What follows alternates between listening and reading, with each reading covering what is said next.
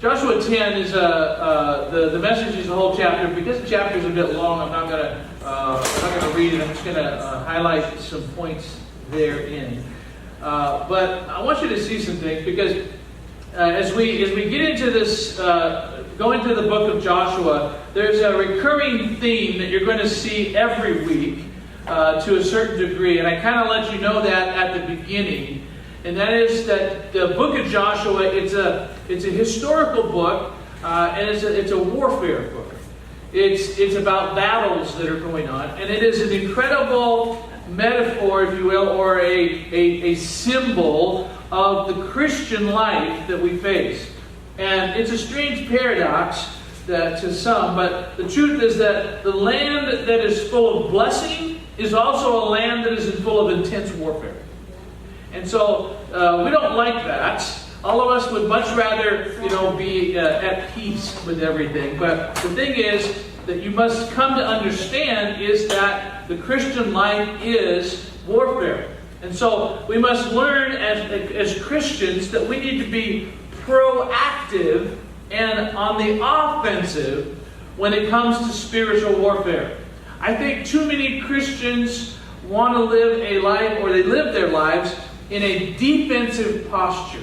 It's like, we're back there like, devil, don't hit me again, and it's like we don't want bad things to happen to us, and so we live in this. We put ourselves in a little corner, and we're in a sense we're defensive all the time, and all we do is we try to put up a wall around us so that the enemy can't penetrate or get in and mess up our lives in some way. We sang this old song when I was growing up, and I hated it. It's one of those songs, and those of you that are old enough to remember this, you might know what it's in. But part of the song would be "Hold the Fort, for I am coming." How many has ever heard that song before? Okay, all right. There's like 5 of you that are my age and older. Okay, and so the thing is that they used to sing the song and hold. Jesus is supposedly saying this to us, and we're singing it. Hold the fort, for I am coming. And then it was wave the answer back to heaven, and then they would hold out their hankies, and they would wave them and say, by thy grace we will, or something like that. And it gave this impression that the Christian life was just one like, we're all holed up here in the Alamo, and we're just hanging on, and we're just holding the fort, and we're just going to barely make it. The attacks are coming, and the enemy's throwing his bombs in here, but we're beat up, and we've got a few hankies that are all burnt and brown and whatever. But we're gonna make it if you just hurry up and get back, Jesus, because we're all getting beat up here. I don't see that that's what God has called us to. He hasn't called us to this defensive posture of just holding the fort and hanging on for dear life until He comes back. Okay? But I believe that God has called us to live a life of victory. And that is going to take a different posture. Instead of a posture of defensiveness, I believe that the Christian is to live a posture of offensiveness. That we're to be on the offense. And so when when we're winning, we're gonna take back territory that the enemy has stolen.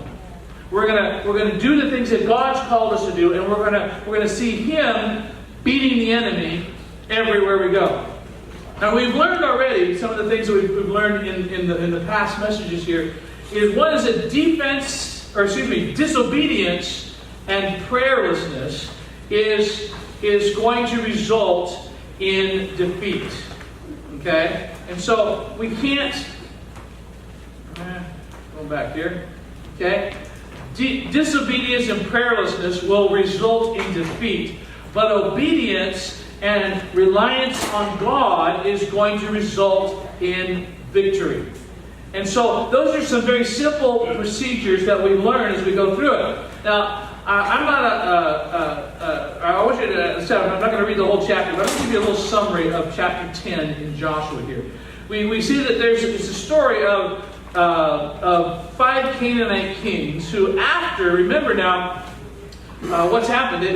Israel's gone in, they defeated Jericho, then they had this little blip with Ai because of sin. They got rid of the sin in their camp, and then they destroyed Ai. And then, of course, the Gibeonites, who were actually a very strong people, came and deceived Israel and made a treaty with them so that they wouldn't destroy them. Instead, they became their slaves. And so the news has been out there. So now the other 5 major Canaanite kings decide to unite their forces and fight against Israel. Okay? And so they've actually gotten a little bit scared. And so of what's been happening and what they've been hearing God do. And now when the fact that the Gibeonites have now become an ally of Israel has made them even more frightened. So therefore they unite together and they declare war on Gibeon because of having become an ally. It's like, you don't unite with Israel. That's not good. Now you become our enemy. So when they decide to fight against Gibeon, Gibeon calls Israel and says, hey, we're your ally now, so Joshua, come and protect us. And so Joshua, this time, consults the Lord, and the Lord tells Joshua, you are going to be victorious. So do not be afraid, go up there and fight them. Now, Joshua came up from Gilgal, which we're going to talk about here in a moment, which was his base of operations, and he defeated and chased the enemy. And then he followed one of the greatest battles of all history in which God deliberately intervenes. And I mean, this is I don't know how to describe this miracle except to say, you look at it and say it's an impossible thing. Well, isn't a miracle impossible? God made the sun stand still for an entire day. Amen.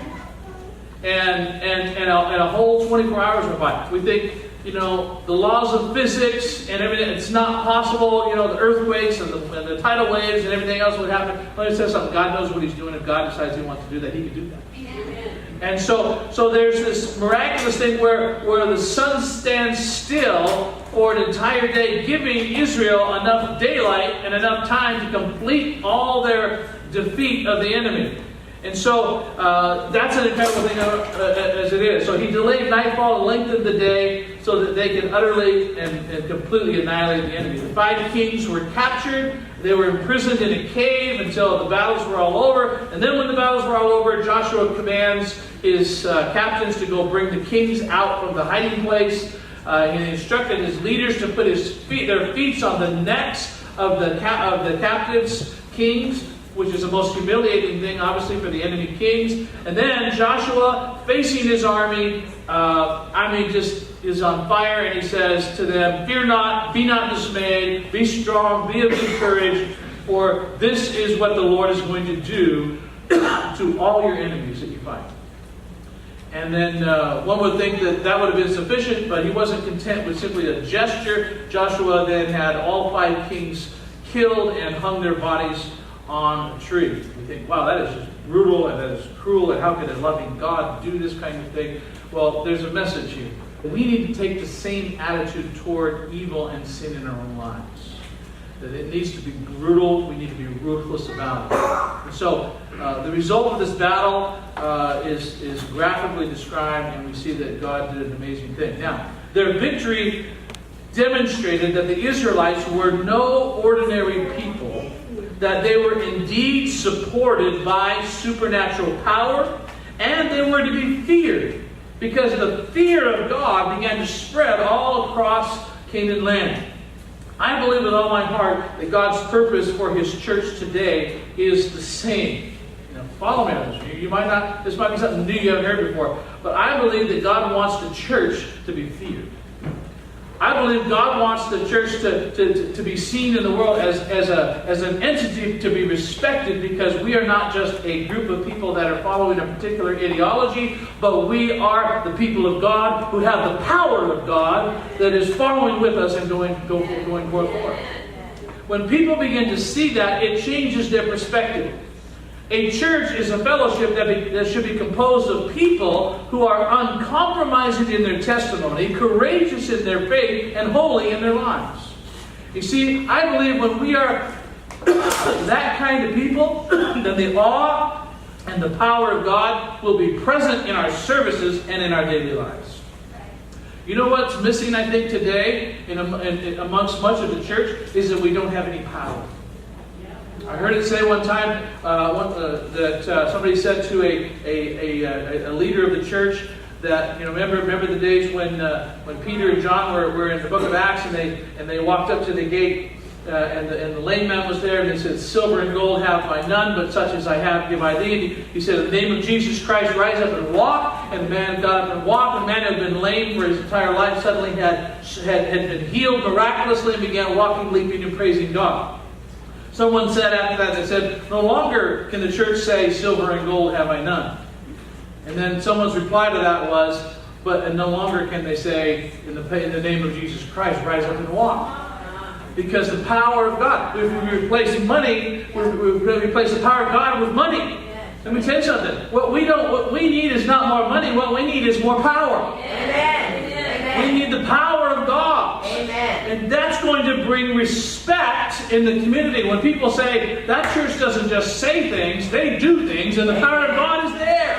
Amen. People's lives are changed because of what's going on there. When people see that, they will have a recognition of that God is with us.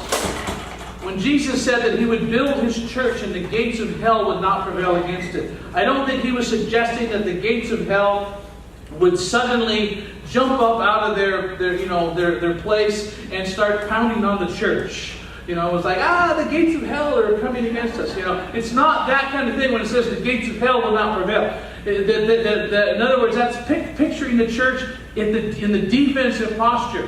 But we need to see it with the church in the offensive posture. Then let me tell you something. If we're going into hell to bring the people that have been held by the devil and held by the power of hell, that need the gospel of Jesus Christ, that need their lives to be changed and transformed, let me tell you something. The gates of hell will not stop us or slow us down. We will knock them right down as we go in to reach out to those people with the gospel of Christ.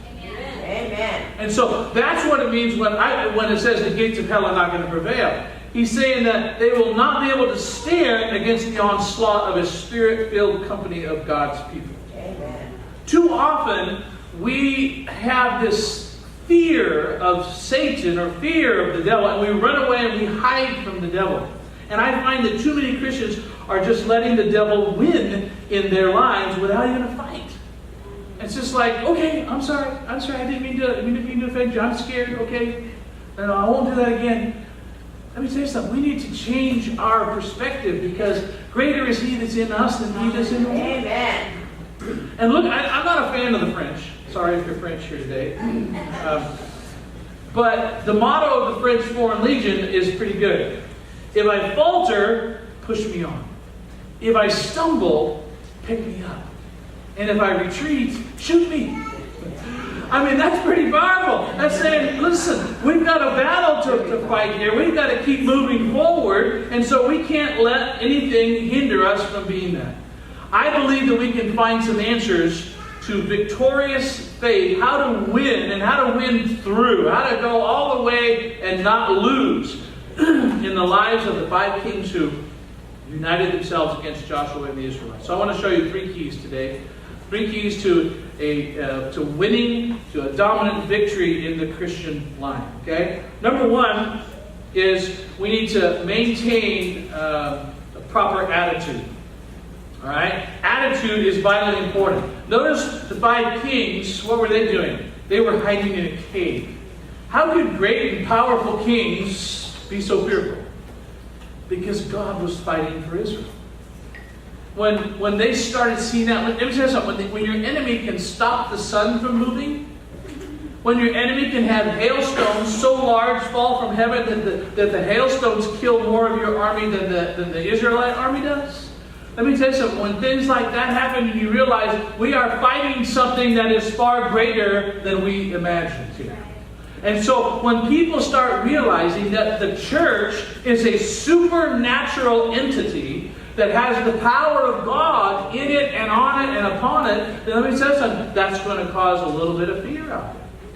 We've got to take the attitude that we are God's people and that God is for us. And if He's for us, who can be against us? All right? So all through the battles, we need to see that what was important is that Gilgal was the key to the victory.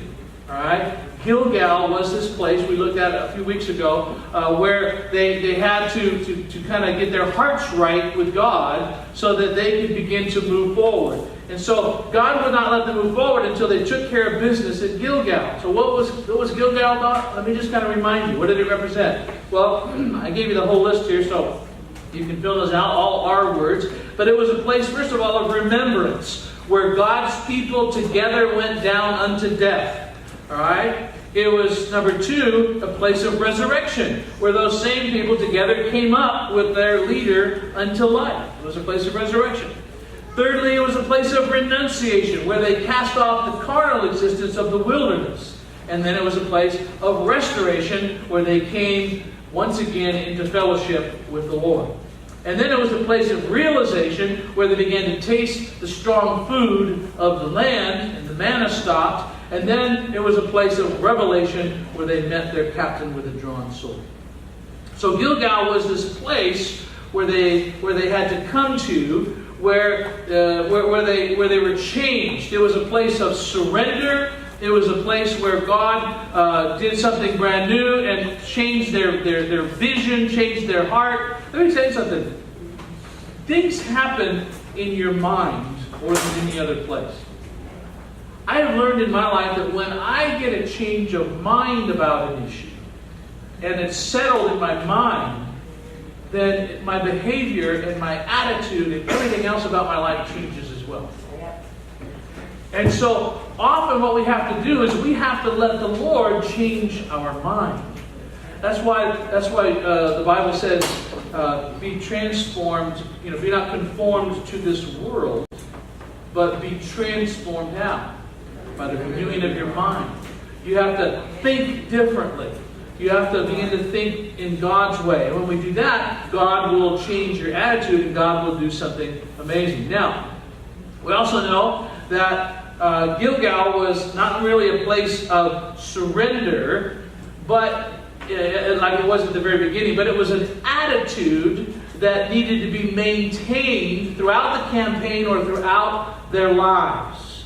And so this is something important. I see people all the time, and you can take a look at yourself, because we've all done this, okay? We get motivated and we make a decision about something at a moment because we're convinced, we're moved, we're inspired, or for whatever the reason is, we make a decision about something in life, and then we don't do anything about it afterwards. What happens later? Well, our decision begins to become less valuable, less important. It's not deep into our heart. It doesn't take us on to the next level. And when we end up coming back, and then I don't know, a week, a month, a year later, we have to be on the altar and make another decision.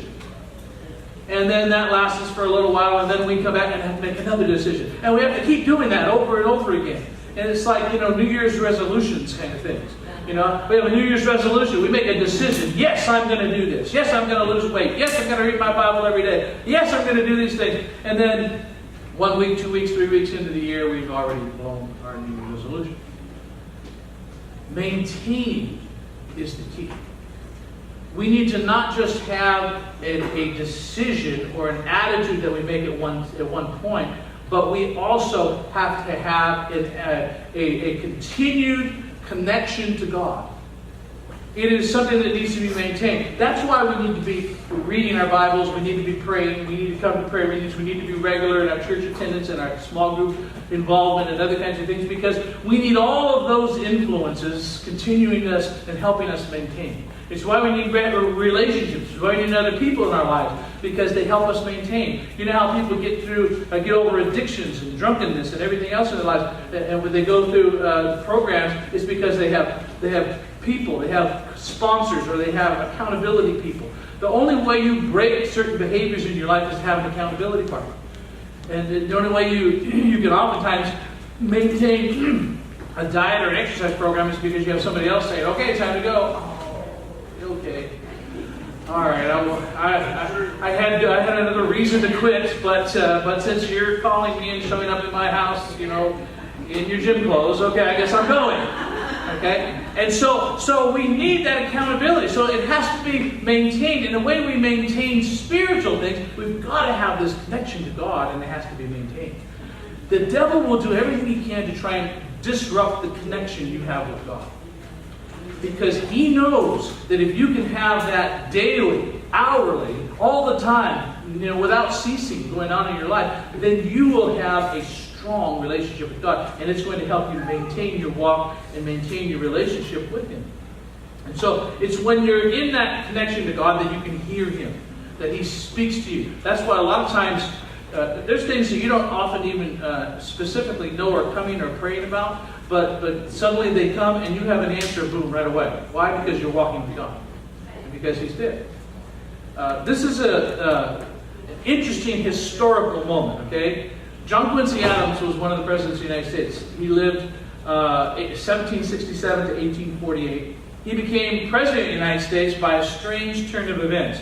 In 1824, since none of the candidates, Adams, Henry Clay, Andrew Jackson, or William Crawford, had received an electoral majority, the presidential contest was taken to the House of Representatives. And when the House voted on February 9, 1825, the deciding vote was cast by New York. But the New York delegation was divided equally. It was a dead tie. General Stephen Van Rensselaer held the tie-breaking vote. Some of his colleagues urged him to vote in support for Crawford, and others urged him to vote for John Quincy Adams. When it came time to vote, Van Rensselaer was thoroughly perplexed. But being a pious man, he dropped his head on his desk before the ballot box reached him, and he prayed for guidance. And when he lifted his head and he opened his eyes, he saw a ballot on the floor next to his seat with John Quincy Adams' name on it. He interpreted this as the expression of God's will, and so he cast his vote for Adams, and as a result, Adams won New York, and with it, the presidency of the United States. One vote. Because one man decided to pray, he saw a name on a ballot on the ground and said, "That's God." Wow. That decided one of our prayers. You think the last presidential race was crazy, okay? Think of this one, okay? Think of how many people were crying foul after that. But God moved, and God spoke, and God put this man in office because He had a purpose for Adams to be in office at that time. And so, let me just ask you this. Has your surrender to Him been a single act, or is it a constant, permanent attitude where we remain in prayer about everything in our lives? We say, "God, speak to me. I'm about to vote on president. I'm about to make a decision. I'm about to buy a car. I'm about to make this choice. I'm about to make this phone call. I'm about to make this Facebook post. Should I make this post? Or should I think twice about it and ask somebody else if it's wise?" Okay? So, we need to maintain the right attitude, which means we need to maintain that connection with the Lord. Secondly, the second key to dominant victory is we need to recognize that the Christian life is a life of fighting. We don't like to hear that, do we? But let me tell you something. It's not a life of fighting other Christians. Okay? Some people think that's what it means. No. It's not that. So stop fighting with other Christians. Okay? Stop doing that.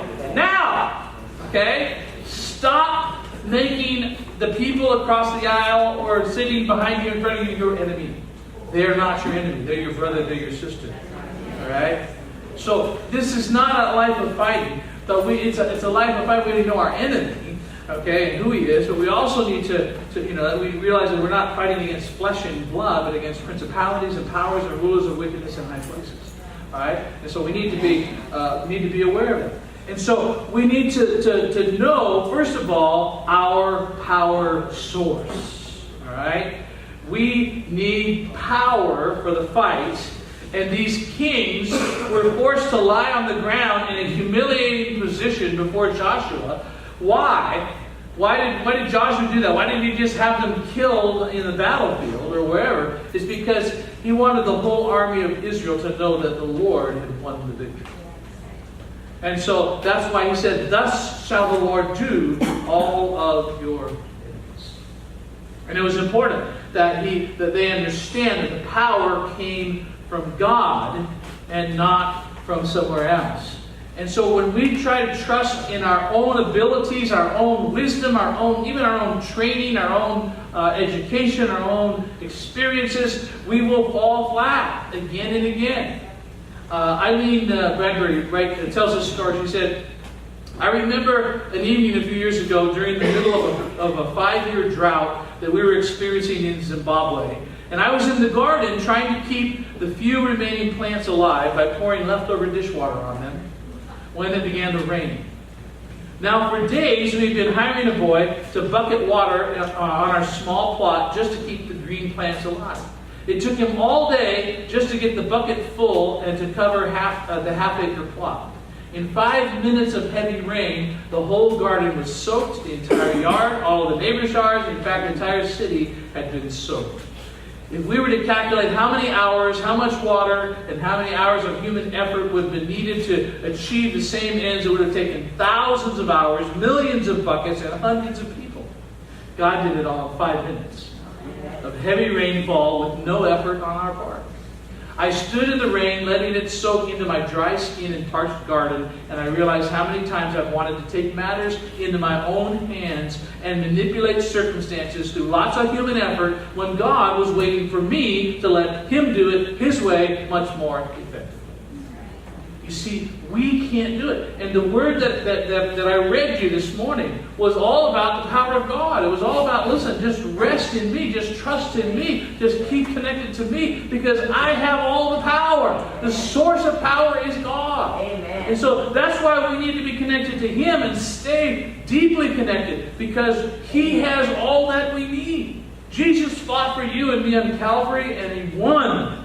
There is no limit to His cleansing, delivering power of His blood. There is no sin or weakness too great for Him to reach you and change and transform your life. And so we need to trust in Him in that way. In recognizing the Christian life, we also need to stand on the neck of our enemy. Okay? And so that's an interesting thing. Okay? And I actually have an ancient picture of this guy standing on the neck, and it's believed to be a picture of what took place during the battle that Joshua had with these kings. And so it means that the victory that God has won has to be personally appropriated in our lives. We need to stand on the neck and realize that this is what God is going to do to the enemies that we fight. So the Christian life is not just a life of faith, it is a life of fighting. Okay? Which we have to get that. Even you may say, I don't like that. I don't like fighting. I'm a pacifist.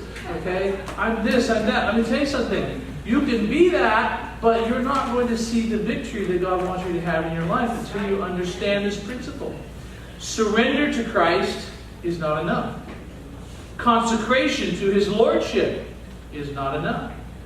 It's until we get to that point where we say, God, I give you all. Lord, I give you my heart. I give you my soul. I give you my all. I give everything. It's only when we can get to that place of total surrender and let God have complete control that we start seeing the victory in our lives. Too many of us are trying to hold on to little pieces and say, God, I'll give you 50% of my life, but the other 50 I'm holding on to. Lord, I'll give you my Sunday morning. I'll give you a couple hours during the week. But when it comes to this area of my life, when it comes to my social life, Lord, hands up. God says, no, that's the part I want the most. All right, and so we see God is saying, I want all of your life. And so, in other words, He is calling on you and me to stand on the neck of the things in our lives that are keeping us from a close and intimate walk with the Lord. It is time to put our feet on the neck of jealousy and pride and gossip, a critical spirit, a harsh tongue, lust, greed, anger, fear, every crippling thing in our Christian testimony. We need to get ready to put our feet on the neck of that and say, God, I am appropriating the power of God and the forgiveness of God and the grace of God and the mercy of God, and I'm going to let none of these things have a place in my life anymore. Amen. Hallelujah. You have to decide that. Yes, thank you, Lord. God doesn't impose that on you. He calls us to do that. Are you ready to live in complete obedience to God? Because that's a different kind of life. It's a different kind of life that God is calling us to. You see, this place that God is calling us to in our Christian life is a place, it's Canaan land, it's the abundance, it's the blessing, it's all the good things that God wants to give you. But in order to cross into that area of a drink, you say, well, does this mean I'm not saved? No, you can be saved, you can be forgiven, you can be justified by the grace of God. But if you really want to enjoy all the fullness of God, you've got to be willing to step into a battle of fighting and a place of total obedience to the Lord. It is not, you're not obeying God in order to get forgiven or getting saved. It is following God in order to receive all of the power and the blessings that He has for your life. Let me give you an example. This was a letter sent in by a woman named Jackie. She sent it into James Dobson's Focus on the Family. And she said this: Dear Dr. Dobson, I was married to a non-believer for 14 years. In what proved to be a living hell on earth. There's no way to describe how terribly Brent treated me during that time. I considered running away or anything that might help me cope. It seemed that my prayers and my church work were useless in bringing me peace of mind. Gradually, I gave in to the advances of another church member. He was also unhappily married, and inevitably, we became deeply involved in an affair. This man's wife then died of heart disease, and I intended to divorce my husband to marry him. But when Brent saw that he was losing me with no hope of reconciliation, he quietly gave up all the terrible treatment of me and became kind almost overnight. He even changed occupations in order to give him more time at home. That put me in a very difficult situation. I loved the other man and I felt I could not live without him, and yet I knew it was wrong to divorce my husband. So by a sheer act of faith, I broke off the relationship with the other man and I did what I believed to be the right in the eyes of God. For 3 years, I did not feel anything for my husband. I claimed the scriptures and believed that if I would do what they said, the Lord would give me what I never had. I admit that I went through a terrible struggle with my emotions at this time.